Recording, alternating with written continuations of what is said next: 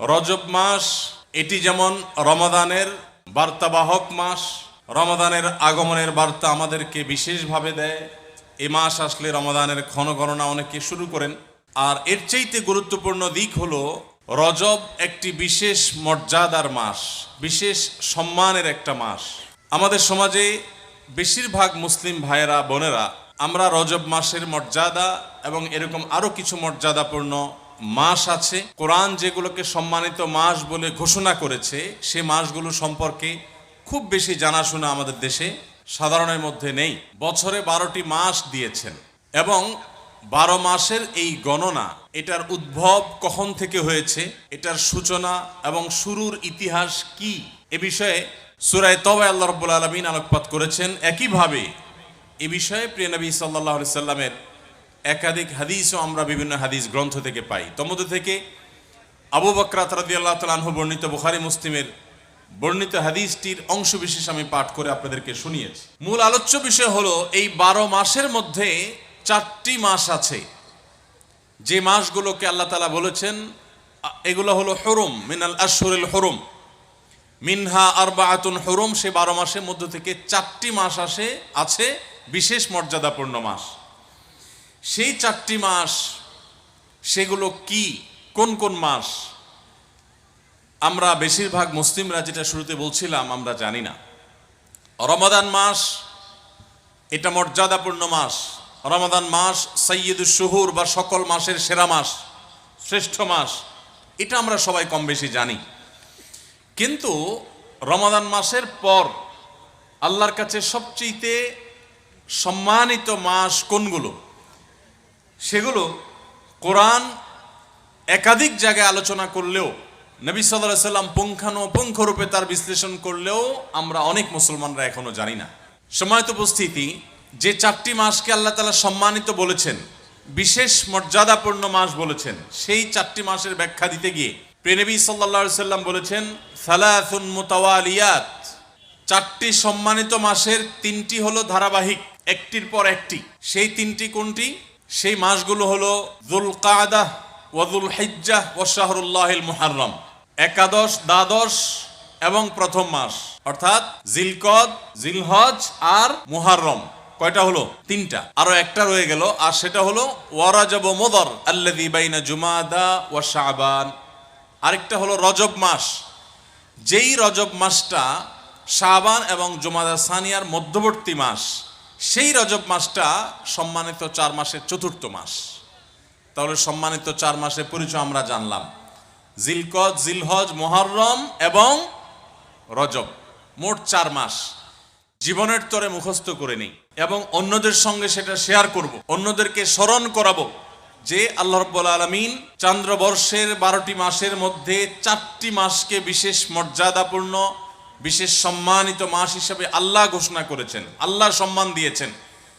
অতএব সেই মাসগুলোর পরিচয় যদি আমরা না জানি, সম্মান কিভাবে দেব?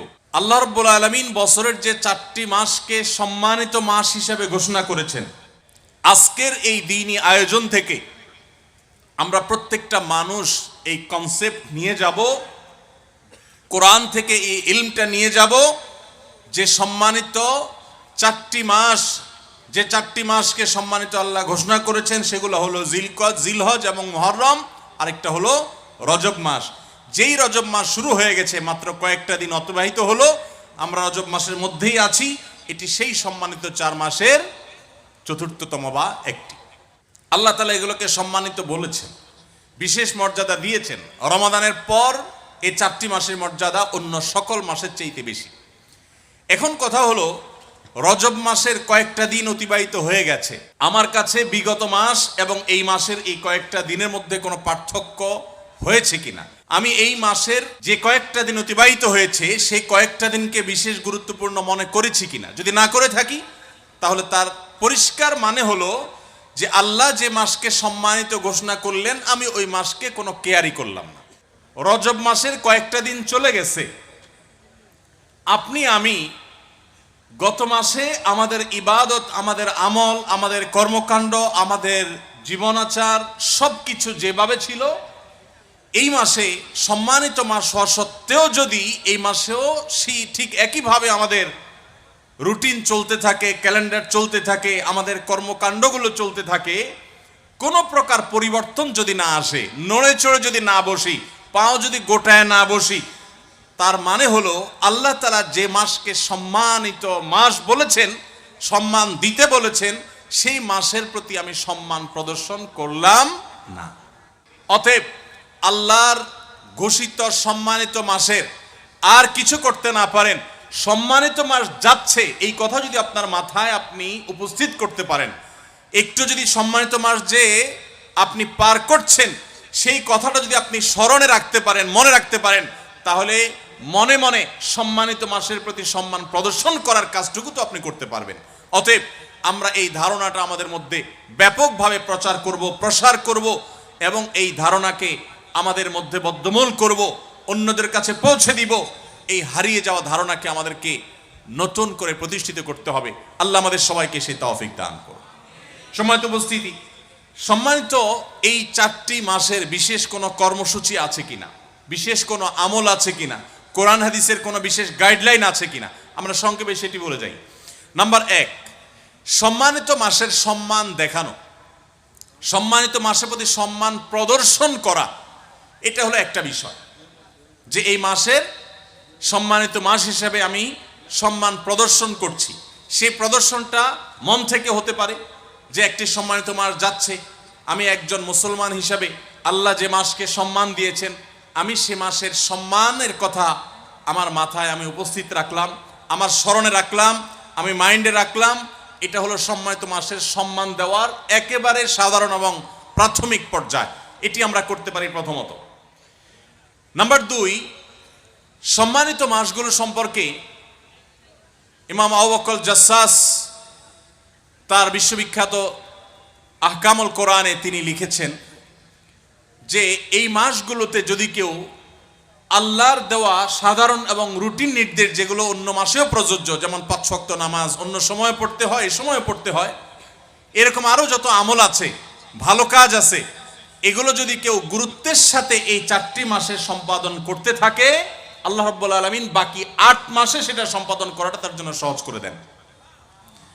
একইভাবে যদি কেউ এই সম্মানিত মাসগুলোতে আল্লাহর নিষিদ্ধ বিষয়গুলো থেকে বেঁচে থাকার জন্য আপ্রাণ চেষ্টা করে, বিশেষ যত্নশীল হয়, আল্লাহ রাব্বুল আলামিন তাকে বছরের অন্য সময়গুলোতে, অন্য মাসগুলোতেও সেই গুনাহ এবং হারাম থেকে বেঁচে থাকার তৌফিক দান করেন। আল্লাহ তাআলা যেসব বিষয়কে হারাম করেছেন, নিষিদ্ধ করেছেন, নাজায়েজ করেছেন, সেই বিষয়গুলো অন্য সময় করা তো নিষেধই, আর সম্মানিত মাসগুলোতে সেগুলো বিশেষভাবে লক্ষ্য রেখে সেগুলো থেকে বিরত থাকার কর্তব্য আরো বেশি, এর গুরুত্ব আরো বেশি, এবং সেগুলো যদি আমরা লক্ষ্য না রাখি তাহলে গুনাহ ডাবল হবে। এক হলো সম্মানিত মাসের সম্মান নষ্ট করা, আরেকটা হলো আল্লাহর অবাধ্যতায় লিপ্ত হওয়া। এই জন্য আল্লাহ রাব্বুল আলামিন এই আয়াতেই বলেছেন, যালিকা দ্বীনুল কাইয়্যিম ফালা তাজলিমু ফীহিন্না আনফুসাকুম, সম্মানিত মাসসমূহে তোমরা নিজেদের প্রতি পাপাচার করে নিজেদের প্রতি অবিচার করো না, জুলুম করো না, নিজের পায়ে নিজে কুঠারাঘাত করো না, তোমার আমলকে ধ্বংস করো না। এই জন্য সম্মানিত মাসে গুনাহগুলোকে, হারাম কাজগুলো বর্জন করার আলাদা গুরুত্ব এই আয়াত থেকে বোঝা যায়। আল্লাহ তাআলা আমাদের সবাইকে তৌফিক দান করেন। এই মাসে যুদ্ধ বিগ্রহ হারাম ছিল, বেশিরভাগ মুফাসসিরগণের মতে এই বিধান রহিত হয়ে গেছে, মানসুখ হয়ে গেছে। তারপরেও কোরআনের আয়াত আমরা জেনে রাখতে পারি, এবং অনেক মুফাসসিরদের মতে, অনেক উলামাদের মতে মানসুখ হয়নি। বিষয়টা হলো আল্লাহ সুবহানাহু ওয়া তাআলা বলেছেন, ইয়াসআলুনাকা আনিশ শাহরিল হারাম কিতালিন ফি কুল কিতালুন ফিহি কাবীর ইলা আখিরিল আয়া। অর্থাৎ নবী সাল্লাল্লাহু আলাইহি সাল্লামকে জিজ্ঞাসা করা হয়েছিল যে সম্মানিত মাসে যুদ্ধ বিগ্রহ করার ক্ষেত্রে আল্লাহর বিধান কি। তখন আল্লাহ রাব্বুল আলামিন নবী সাল্লাল্লাহু আলাইহি সাল্লামের কাছে ওহী প্রেরণ করে জানিয়েছেন যে এই মাসগুলোতে যুদ্ধ বিগ্রহ করা এটা হারাম, আল্লাহর পথ থেকে মানুষকে বাধা দান করা শামিল। এই মাসগুলোতে আগ বেড়ে যুদ্ধ করা যাবে না। হ্যাঁ, যদি তোমাদের প্রতি যুদ্ধ চাপিয়ে দেওয়া হয় তখন রক্ষণাত্মক যুদ্ধ করতে পারবে। এই বিধানটা বেশিরভাগ মুফাসসিরদের মতে, ওলামাদের মতে রহিত হয়ে গেছে। যে সমস্ত ওলামাদের মতে রহিত হয় নাই, তাদের মতে আমরা এই আয়াতের উপরে আমল করার একটা অপশন হলো যে এই মাসের ঝগড়াঝাটি তুলনামূলকভাবে নিয়ন্ত্রণ করার চেষ্টা করা।